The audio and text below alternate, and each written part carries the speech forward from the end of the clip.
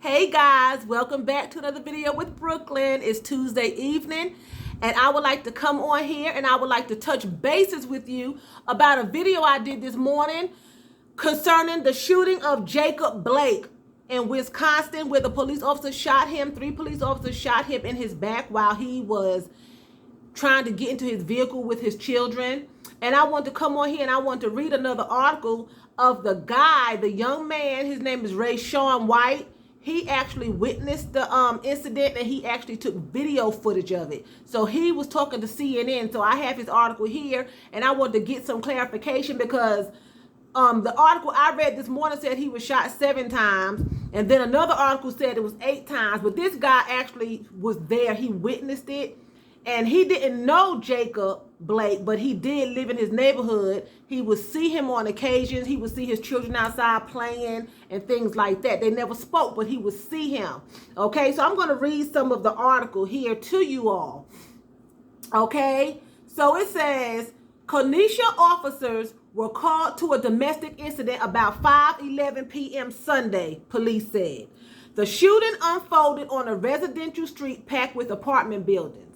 White says he saw Blake get out of his truck and approach his son, who was on the lawn. Blake told his son to get into the truck while Blake walked into the apartment building behind a woman who was outside. After stepping away and coming back, White said the scene drastically changed. Police were wrestling with Blake, okay? One of them had him in a headlock and was punching him in his ribs. The other had him in a headlock on the other side of him and was pulling his arm, White told CNN. After they punched him in his ribs, the female officer tased him, and Jacob kind of leaned on the car, and they proceeded to wrestle him toward the back of the car, and he went to the other side of the car. When they were on the other side of the car, on the ground, I had to pick up my camera and start recording. That's what Raysean White said that he saw. That's where the video starts. The clip shows a black man walking around the front of his gray SUV. So he didn't get all of the beating and the abuse on camera. He didn't start filming until after. Okay? So the clip shows a black man walking around the front of his gray SUV with 2 officers a step or 2 behind him. One with his weapon trained on the man's back. As the black man enters the driver's side door of his car, the nearest officer grabs the tail of his tank top and 7 shots are heard.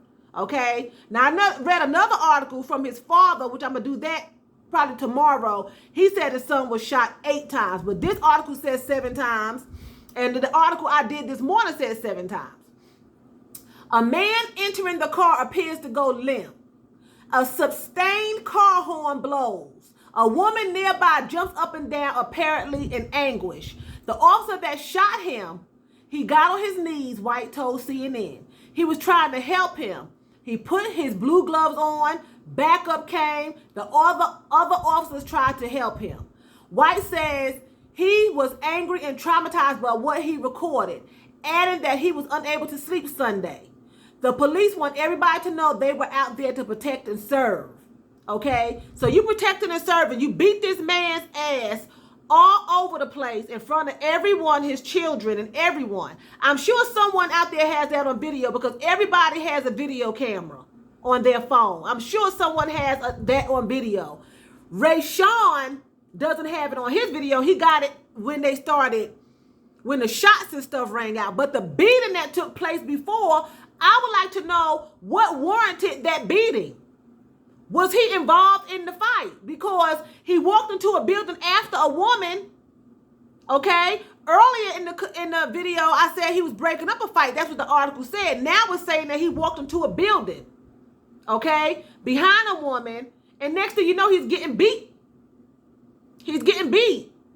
You know, so what warranted them to feel like they had to beat him and then turn around and try to help him?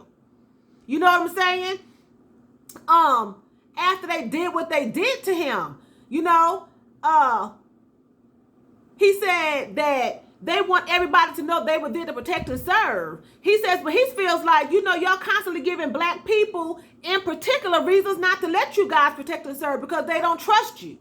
You know what I'm saying? So it says his shooting has drawn condemnation from not only activists, but celebrities and athletes as well. So he was shot 7 times, but this is still not clarifying why did they beat this man? Why did they have him in the headlock? Why were they punching him in his ribs? Why were they tasing him? Why were they walking with him to his car and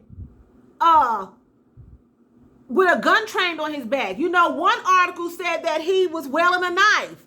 Another article said they didn't see a knife. This guy here, he doesn't even mention anything about any kind of weapon or anything. I've been doing some research, just watching the different, just reading the different articles. And I'm just curious to know why they would feel the need to have to beat someone like that and then turn around after they beat him and then shoot him in the back. He's not dead. He didn't die, from what I'm understanding. He is paralyzed and he will not be able to walk again. It says you come to an incident to disarm an argument and this black man gets shot. It doesn't make sense. It doesn't make sense. It's like, it just doesn't make sense, because this article that the guy is seeing, talking about, he's not saying that he's seen a fight. He's saying that they came to break up an argument. But from what I'm understanding, his family is saying that he was actually there to break up, he was trying to break up a fight.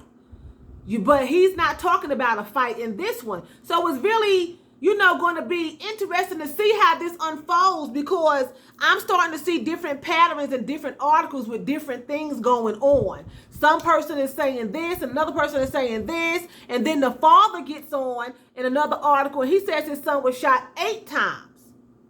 And he says his son was there to break up a fight as well. So it's going to be interesting to see how this unfolds. But nevertheless, it was unnecessary to shoot a man in the back 7 or 8 times, let alone even 1 time.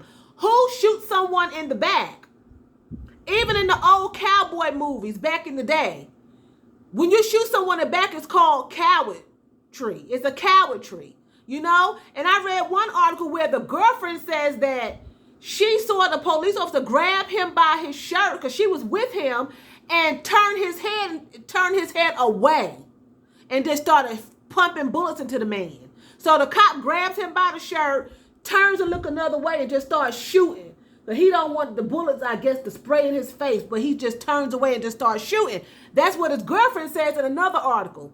So it's going to be interesting to see how this exactly unfolds, because like I said, at the end of the day, there's no need for anyone to get shot in their back.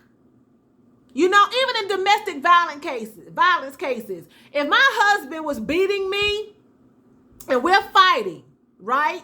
He turns to leave and I shoot him in the back, I'm going to prison. Because he was leaving the scene. He was getting away from me. They would throw me in prison because I shot him in his back. Even if I'm all beat up, I shot him in his back. It would be best for me to shoot him coming toward me and I'm bruised up than for me to shoot him going away from me. So if he's going to the car, they're on him with the gun. He reaches into the car. The man grabs him by the shirt. They had already beat him down and tased him. I just don't see him going to the car to get a knife or a weapon. I just don't see it. I wasn't there, but it doesn't make sense to me. It sounded like he was trying to get in the vehicle to check on his children, like they said earlier, and maybe get away from the scene. I'm sure he was terrified. But his girlfriend in another article says that he didn't have a weapon. His father saying that he did not have any weapons. The cop said he has a knife. Nobody ever seen a knife. So it's going to be very interesting, as I say, to see how this is going to unfold and how this is going to play out. From my understanding, he was actually from my area. He was actually from Winston-Salem. He was born and raised in Winston-Salem. So, I would like to just see how this is going to turn out. I hope justice is served. I hope that, You know, I hope that he was not doing anything wrong. I hope that he was not caught up in the domestic violence cases with the women, because he followed the woman into the building.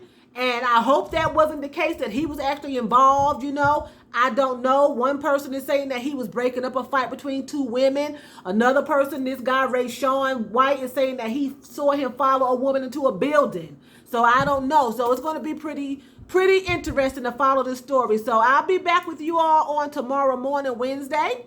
So I'm going to say, please do not forget to rate, share, and subscribe.